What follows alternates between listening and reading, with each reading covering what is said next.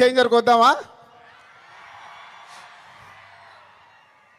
So నేను విజయవాడ రావడానికి వీళ్ళు అడిగినప్పుడు 29కి సరే ఫ్రీ పెట్టుకుంటాను అనుకున్నాను. బట్ రావడానికి ఇదొక కారణం అయితే మన డిప్యూటీ సీఎం గారిని కూడా కలవడానికి వచ్చాను.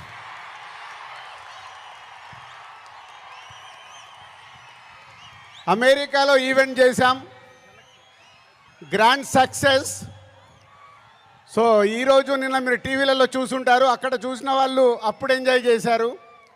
మరి అమెరికాలో అంత గ్రాండ్ సక్సెస్ అయ్యాక మన డిప్యూటీ సీఎం గారు ఆధ్వర్యంలో ఈవెంట్ చేస్తే ఎలా ఉంటుంది,